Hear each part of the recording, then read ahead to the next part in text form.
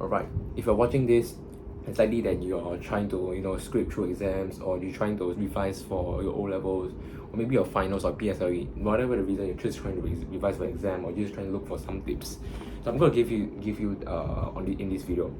But before that, I'll give a bit of backstory. I used to play a lot back in primary school and secondary school, lower secondary school, lower secs, especially, right. I used to play a lot of games, like back in the day when Roblox was trending back in 2015.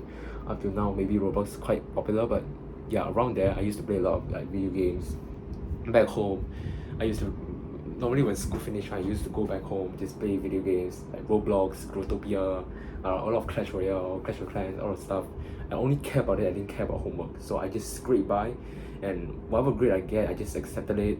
Even though my parents doesn't, I just tried to survive my parents beating. I'm sure that a lot of you guys must have done it before. I tried to scrape by school life, and it's worked pretty well until when I reached upper sec. Upper sec was very ruthless, and what I gotta say is that preparation for O levels is something that is very serious. I know a lot of teachers said grades doesn't matter, don't matter, but they actually do, because it really affect like how much time you're gonna spend in your motivation. So of course I did have my fair share, because I hated school. It's something that was forced into me, and it's something that I don't really like when it's something forced into me, like school and academic life. So I don't really give a damn about my grades and all. And so I don't really care if I got failure in my math exam, or there's one time in my one semester I get everything all C6 and one E8 or an F9. So I didn't really care. Normally, of course, I would be sad lah, but I'm like most of the students, just getting by and just surviving our parents' beatings.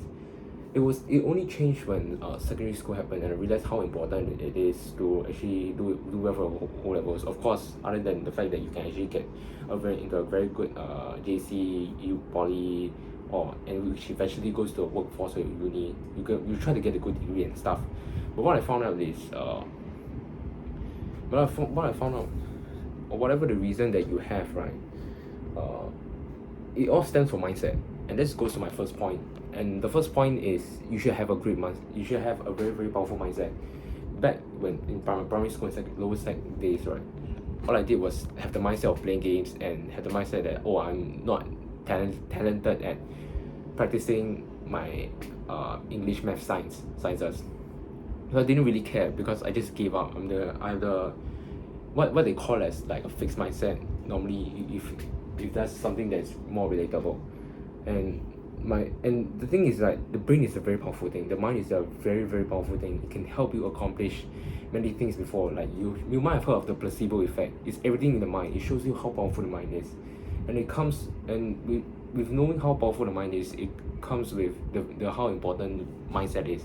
If you have the right mindset, every day you'll find it frustrating how some people did so well without studying so little, or how some people is actually having a great time with like super high grades, or like the top of the class, right, like smiling happily while you're just barely scraping by.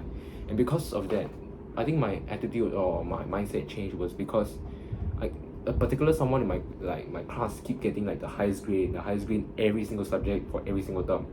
So I got a bit jealous, and it seemed to me like it's very frustrating that I'm like scoring I'm just scoring passing grades, and everyone this person, right, is just happily and comfortably scoring consistent A's, and the A's is not like the barely A1, that just barely A1. It's 90 points out of 100, or maybe even higher, the kind that can beat the bell curve for like PSLE or for O levels. So it really dawned on me, it's not really fair that I'm just scraping by, and this person just scoring consistently very well. Of course, it's hard work, but I don't really know the person's backstory. So I found it very unfair in the first place, and because of that, I think my mindset a bit changed. Whatever it is, you have to find a pivoting point.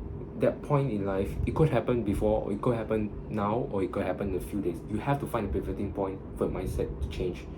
I hope that this video is a pivoting point for some of you, but right now, you have a change in your mindset. You have to have the drive that you have to keep doing it, because a good tip that I can give, right, is that every minute that you don't revise is a minute that someone would also revise. So that means that every minute if I don't revise or just play my games, playing the phone, doing playing Valorant or playing Genshin Impact, it's another minute that someone is actually revising. Someone from the other part of Singapore is actually revising and actually learning something new that can actually be score higher and potentially score a higher mark than me. So because I have like this mindset that I can that someone is on the other side or the other part of Singapore is actually studying harder than I did, and actually and other people from other school is just comfortably scoring a lot of high A's while I'm just like barely scraping by. It just really frustrates me. So every day I used to wake up, like the moment I wake up, I'll just snap. Okay, I need to do this. I need to do that. I need to do this. Finish this homework. Finish my this assignment, and then after that I need to finish my test papers. So what I keep doing is just I keep hustling and hustling. So every minute I just because I felt the frustration, and this is a mindset. As long as you felt a very very powerful emotion, that you have to find a purpose.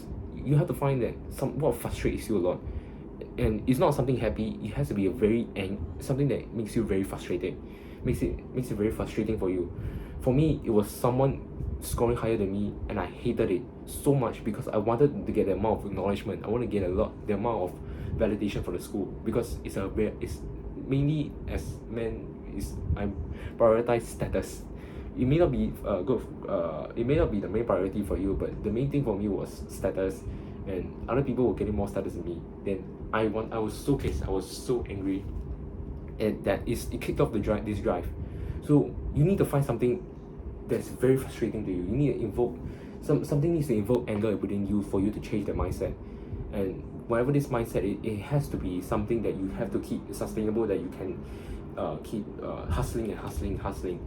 So, and it's very important. Even after secondary school, I'm still willing to hustle, because I know that other people around the world, the top 10% of men and top 10% of people, are actually just living their life and still making money, and I'm still here just barely scraping by.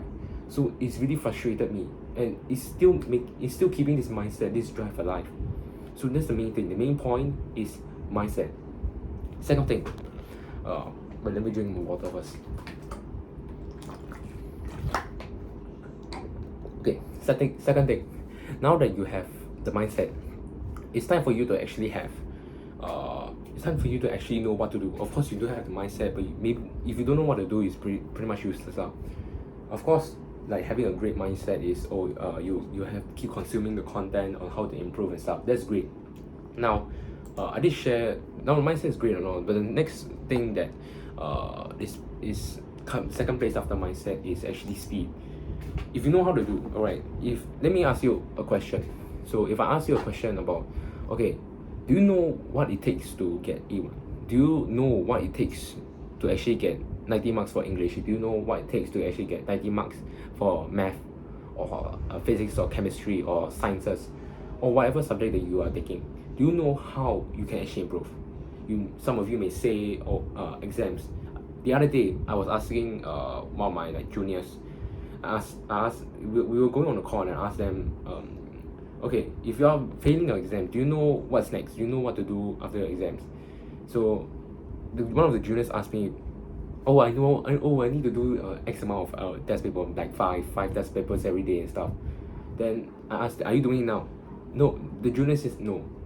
So my question to the juniors and also to you, if you know that it takes you X amount of test papers to do, right? Why are you not doing it now? Why are you not doing the things now? And I don't care what excuse you have, like time and stuff. I know that I'm someone that goes through the same thing as you. Of course, I have my own fair share of this insufficient time. But if you know how to do, just do. Like if you just know that, I need to revise let's say my algebra next week. Why are you doing next week? You should do it today, because you should do it the moment that you stop and just continue. So a good example would be, like analogy would be that, I used to be a nerd. I used to be a very very more on this on the next in future video. But I used to be a nerd that finds it very hard to socialize. So when I started to read a lot of books, the moment I read a good book would be how to win friends and influence people and stuff, or something along that. I forgot already. The more I read the book, I open the book, right? It's not I just read through everything. The moment I know, like, the more I read and I found a point, I close the book, immediately go out and just practice, or immediately hop on a Discord call and just socialize with other people. That's how I managed to get quite a significant amount of friends. Now, same thing that applies for subject. The moment you open a textbook, right? A good tip that I can give you is the moment you open a textbook, you saw the syllabus, you know, the table of content, you saw the syllabus, and you go through the list of like AB topic 1, topic 2, topic 3, okay?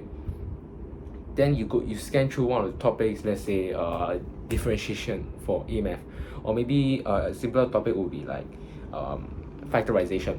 The moment you hit factorization, right, and you learn something very new, close the book, write it down. You write it down, you just implement. So normally the first step will be learn and implement, because of course writing it down it's worked a lot for many people is to practice instead of just trying to read and just absorbing it, because read and absorbing it is not going to be very effective. So if you write it down, you're more likely to remember what's the information that's taught to you. So what I did was, because I know that secondary 4 for O levels was, oh, you need to learn X amount of topics like this. Oh, sorry. Sorry, because I know for Sec 4, right, you need to do X amount of topics for this, right? I know this kind of syllabus. Why am I taking so long for school to just teach me when I can just do it right now? So because of my mindset that I need to do things right now, and of course the speed that if I know how to do it, I just need immediately to do it. So it just frees out a lot of time for me to just revise. So not only just doing things right here right now is very effective for how you memorize or how you remember information, it's also very good because it saves you more time for revision. So let's say if you're secondary 3 right now, or maybe you're just preparing for you're just a year before you take on your major school exams, I reckon you start revising so if let's say if you're Sec 3, then for O levels, you're Sec 4 already. So if you're Sec 3, I reckon you just revise your O level content starting from November. That way you got more time to revise, because right now you blasted through everything. Not to say that you blasted through everything, but you finished the syllabus during the holidays. You got like more of 12 months period of revising. So it leaves you more time. Essentially, to summarize everything, is that it leaves you more time. So the main thing, the main thing that wraps up, right, the main topic will be speed. So the second point I will make is speed. If you know how to do, just do it. Okay? If you know that it takes you X amount of steps to reach the goal, why are you not doing now? Of course, mainly you have like a few excuses, but I want you to just take away the excuses. I want you to not care about them. Try to not care about them. Of course, some of you wouldn't care, but to those that care, if you do find a lot of success, that's great, and continue doing it, because you're doing a great job.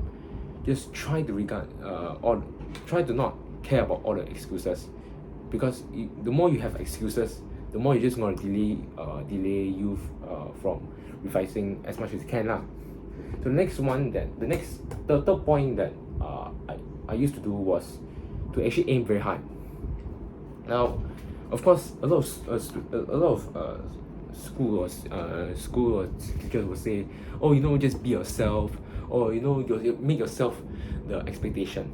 But the thing is that if you want to score a high enough mark, if you want to score a very good mark, or maybe like 6-pointer for O level, as high as you can, then if you know that you're gonna score as high as you can, why are you not being the best? Because you know that 100 mark is definitely higher than everyone above. 100 mark is higher than any other number in your exam paper. 100 mark also means that if you score full marks for an exam, it means that you score a higher mark than everybody. Technically, you're first place. Technically. So if you know that you want to aim as much mark as you can, why are you not being the best that you can? Why are you not being better than others? Now, I'm not saying that you have to be very egotistic. I'm trying to say is that you have to have the attitude of also being number one. You have to have the drive to actually be number one. You have to be the top guy in your class. So it's not like, oh, you hate your friends, or you shouldn't help your friends and stuff, but you need to have the drive to become the top in order to gain as much marks as you can. And for O levels, to gain as the lowest mark, which is 6. So if you want to get 6, you have to be a person that scores 6 and beat everyone else that didn't score 6.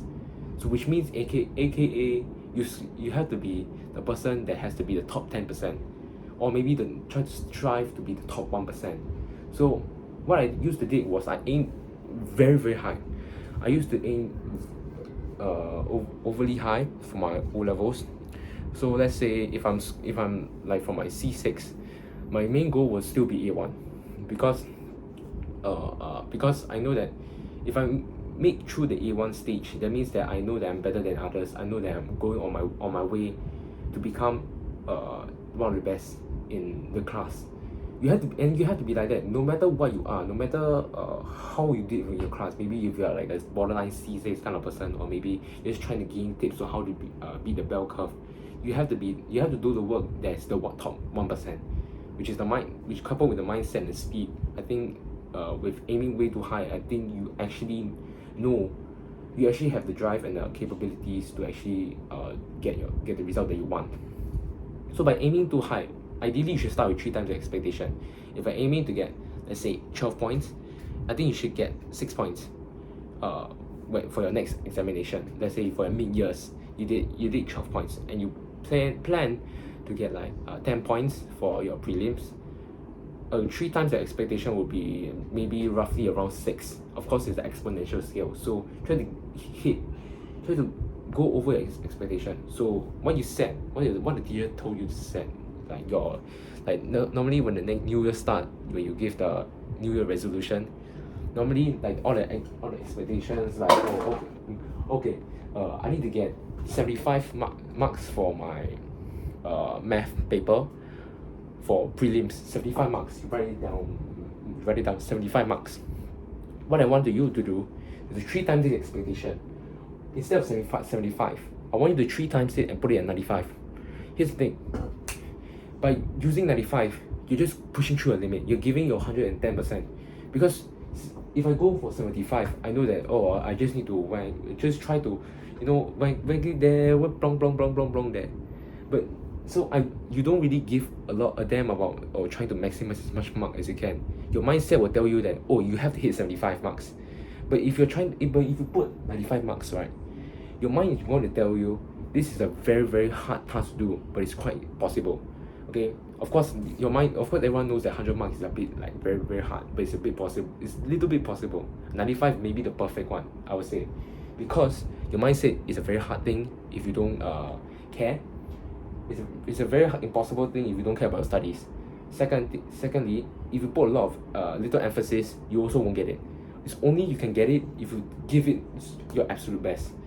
So you prompt your mind, okay? And remember, like I said, the mind is a very powerful thing. You will prompt your mind into saying that, you need to get 95. You need to get 95, instead of having to cap off at 75. So by the time and often this works. In this case, it works for me and a lot of my friends. Normally, I aim for 95. Of course, sometimes most of the time you won't hit 95, but you hit more than you actually did plan for.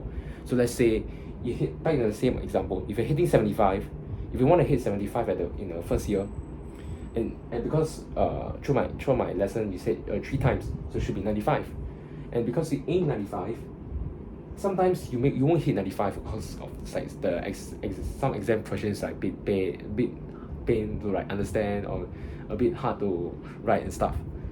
You normally will hit maybe like around 80, but in most cases you will hit over 75, which is the one that you originally set. So it's a good thing that you should 3 times the expectation. Now, the last tip I can give you, or rather the last mindset tip I can give you is listen. Most important thing is to actually listen, because of course, as much as your friends tell you, right, we need to study together and stuff. Yes, it's good to give tips to your friends because you're learning, and also first, like I said, basically implementing, like in tips number 2 or tip number 3. I kind of forgot. Implementing, which makes you memorize more. the main goal is you have to listen to your friends. By listening to your friends, right, you kind of gain a lot of tips. So what I used to do is that, so for what I used to do is that I would usually go to SG exams every O-level every like my mother tongue O-level paper. I went to SG exams to find out what people did, or maybe during that time with O-level seasons, even though I'm not Sec 4, during the O-level season, I normally used to go on Reddit to check for like studying tips, or I would listen to a lot of the ex-cos, a lot of the seniors. I would normally gain tips on what they do. Sorry. So I would normally listen. I would just shut up. I would just shut up. I would zip my mouth. I would just listen to my seniors. I would listen to my seniors about what they did for O-levels. I listen to them, their tips, their strategies, what they did, especially the resources. So the main thing that I want you guys to know is that you should listen to us. Listen. You must keep quiet. The mindset is to actually listen to other people, gain inspiration, and maybe if your friends try to ask, of course, if your friends try to ask you tips, just give them as much as you can. But normally, the best knowledge, from what I see, is that if you actually close your mouth, open your ears, right, and listen to the people around you, like your teachers, the tips that your teachers gave, just even the minuscule details, actually works a lot. And because normally, and then of course you listen or you need to implement. So back to like tip 3 or 2, implement the things and try to teach it to others, or maybe try to implement this technique and see how much marks you get. So just close your mouth, look around, main thing. Now something that come out from the top of my head, a bonus tip if you will, is to actually go for every classes, or try to actually listen for every classes. I know it's very boring. I know it's like very redundant and stuff. But sometimes what I found out is that as much because our goal, right, is to actually get as much information as possible. So if you actually, and what I found out is that for every classes or lesson I had, then I actually learned something new. No matter how good it is, or no matter how bad it is, or no matter how boring or entertaining it is, I learned something from it. So it doesn't matter how much you learn, as long as you're learning something, you're moving forward. Okay, the worst thing that happens is you stop moving or you move backward. So even though you're moving 1 cm, it's still 1 cm that you move towards your goal.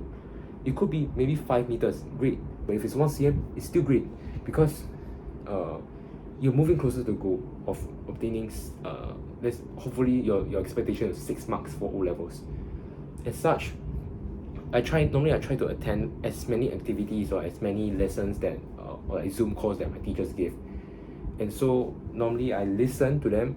Okay, it's the main important thing. Like I said, listen to your teachers. Like tip number 4, listen to your teachers. The main important thing is to listen to them, know their strategies, because normally when they answer stuff, normally if you doze off, right, you just missed out the important keywords. You missed out the important thing that your teachers teach. And that's what I did for primary school with my PSLE. I flunked it so hard.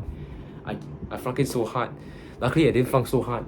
I made it to the school that I wanted to. But don't do it. Don't ever doze off your class. Actually listen to your teacher, because normally they know sometimes when you're not aware, they'll give out the best tips. And things that you're unaware of, I found that they give the most crucial tips, especially your seniors also. So do not like I said, back to tip 4, you also need to listen to your seniors and try to concentrate. So with tip 4 and 5 is to actually listen and try to go attend as many like seminars or like Zooms as possible to actually enrich your learning. Try to absorb everything and just hold it and take it away. Is I hope. So that's my 5th tip. So if you're wondering how I did what I did for my O-levels, is the juicy part. A lot of people will skip to this part. Of course, I'll put timestamp. A lot of people will put to this part, but it's better than all of you actually listen to the mindset, because it's the main thing. So back to the main point is that what I did for O-levels is, apart from your regular note, I'm sure a lot of you do your regular notes, like this syllabus requires what notes, like let's say photosynthesis, plant photosynthesize something from the sun, whatever. I forgot my knowledge already. What I did for English was that what helped me was vocabulary. If you have a vocabulary sheet, it will help you a lot, especially for English and Chinese. For Chinese, I can vouch a lot is that Chinese, if you know your 词语, like your keywords, all the vocabs, you definitely can read your oral passage. Same for English, you can also understand your oral passage and your complete passage also. So vocabulary sheet is very, very important, because the same goes for a compo. You know what vocab to put, you increase your marks, your content marks specifically. And even better is that you know how to use these vocabs at the right time. Even better, when you're writing a compo, you increase the language mark. So that's the main thing for English and Chinese. Now normally I'm the kind of guy that forgot my paper 1 essay format. So normally I'll write notes about the essay format for English Chinese. Now the question that normally my juniors asked me was, do you need to memorize this long before your exam? For essay format, you don't have to, but for your vocabulary sheet, you actually have to. Ideally 3 months before, you have to memorize every single thing. What I did was I tried to remember everything. Then before the exam, I tried to refresh my memory. That's the main thing I did for English and Chinese papers. Now, moving on. Let me take a seat first.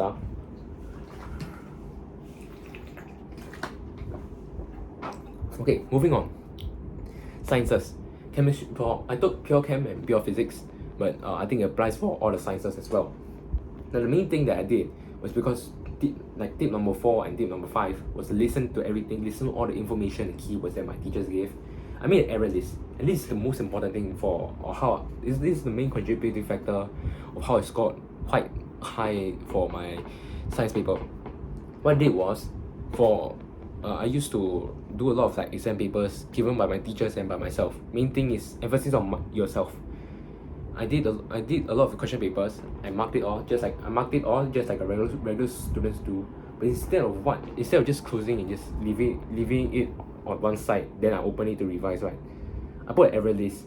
Not only I write an error list. So how it works is that, okay, let's say you finish you finish an exam paper, like let's say X school, school, secondary school science paper. You mark everything out. You mark everything. Then for all the unique wrong questions, you write the reason why you're wrong. Maybe because, let's say, for the photosynthesis equation formula, instead of putting 5, I can't remember, but instead of putting 6, you put 5 for as the balancing the photosynthesis equation. You write it down. What's the reason? The reason why you're wrong is because you didn't balance it properly. So write the reason why you're wrong. If the next paper did say photosynthesis, you don't write it again. It's a duplicate. So you should refer back to the error list. So every time when I do exam papers, I normally refer back. And even before my WA, even just before my WAs or my EOYs, refer back to the error list, because it's collate everything I need. So instead of just rummaging through the papers and just reading and just sifting through all the errors, I got everything, all the personalized questions of all the unique wrong answers I got it wrong previously. So I just need to memorize everything for that. I don't have to sift through a lot of papers. Saves a lot of space, saves a lot of time, and the time can be used to study other papers. So it's speed. Main important thing is also speed. So that's how I got quite high for science, because I try to save as much time and dedicate it for other papers, while maximizing my time for this subject. Now, next thing is also, of course, like there's little things like definition. You should get a definition list. So the main important note is maybe your understanding. The main thing I can give you for sciences is your understanding. That's why I made an error list, and also remembering keyword. And again, error list. Everything inside the error list is mainly keywords and also your understanding. So I just keep doing papers. A good tip I can give you is just keep doing science papers. That's the only way you can pass science, or maybe you can excel in science. Now, humans. In my own personal experience, other than remembering the processes like your volcanoes or your examples to state for your humans essays, I say it's mainly common sense. So even if you just forget everything, you just need to remember your examples and your processes. I think you should be fine. Now, if Now to be safer, what I did was I made an example sheet. So I think your SS pack or maybe what online, everything you can be found on the internet. So online or your physical resources that your school has given, you just write, copy and paste every example, so you don't have to look back in your resource pack or the online resources. So you can just go back to the paper. It's all in that one place, so it saves you more time. It saves you more time, and saves you also, which can be basically saves you time, which can be used for revision for other subjects or for SS as well, SS or geog, which is what I took. Maybe maybe it works the same for history, I'm not sure, but I took geog in SS back in secondary school. So like I said again, it's always common sense. So if you actually forgot everything that your teacher gave you, always fall back to common sense. Or like an example I would say is, let's say earthquakes. Of course, earthquake happens, people die. There's one link already. There's one like example. There's maybe one connection I can give. Or maybe when earthquake happens, building get destroyed, people die. When people die, people get trauma about their dead family members. There's already like one connection already. So mainly for geog is mainly common sense. Of course, SS, you need to remember your format. You need to remember how to write your answers properly in a good format. Other than that, I think you should be fine if you have good common sense. So back to exam rituals. What I did for exam rituals is that I wake up. A good tip that I can give is actually wake up early than to sleep late. Now, what I did was, I know that having a good hours of sleep, having a good amount of hours of sleep is the most essential thing, because for all the previous subject like sciences, English, and humans, it all relies on memorizing. And for many people that I heard, is that sleep is the most important thing, because it allows you to remember as much as you can. It allows you to retain as much information. And in exam, the main thing that I always prioritize is how much information I can remember. Remember, luckily you made it to this point and listen to this point. Main thing in examination is how much you can remember. So, and how much do you forget? That's the main thing. So if the main thing is how much you can remember, you obviously try to remember as much as you can, or try to hopefully not forget as a lot of things during the exam. So my tip was to actually sleep and wake up naturally. So I didn't have an alarm clock. I sleep as early as I can. Nearer to exam seasons, I used to sleep at 9:15 p.m. And when it's not exam season, I will normally sleep at 9:45. Whatever it is, I don't sleep over 10 o'clock.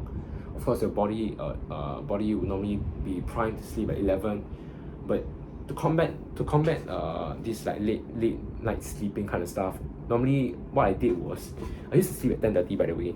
So what I did from 10:30, I slowly sleep earlier. So instead of 10:30 sleep, I sleep at 10:30. I just sleep at 10 o'clock. Then slowly I sleep to 9:30, then up to 9:15 for exam season.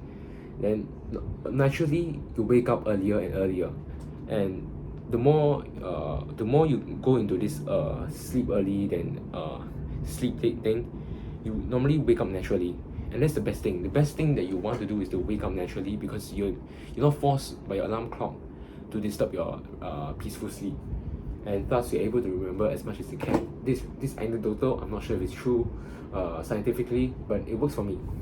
Next one was I don't study for the next 45 minutes before my exam paper. So this is actually a very new thing that I learned, which is why emphasis on tip number 4, listen. No study. What I found out was that how I failed my A-math paper was that I have something called as a brain fog. So what happened was that I did revise for everything, but the more I step into the exam hall and do my exams, I forget everything. I literally feel very confused. Everything's thrown out the window. I didn't remember a single thing. That's what some of you may relate to this. That's what called a brain fog. And what my teacher used to told me is that I should not study 45 minutes before my exam. Of course, I know that the more you study, the more better. Although it's true lah, but just before your exam, I think you've done enough already. From what I see, I've done enough, and if you have been studying, I think you should have done enough.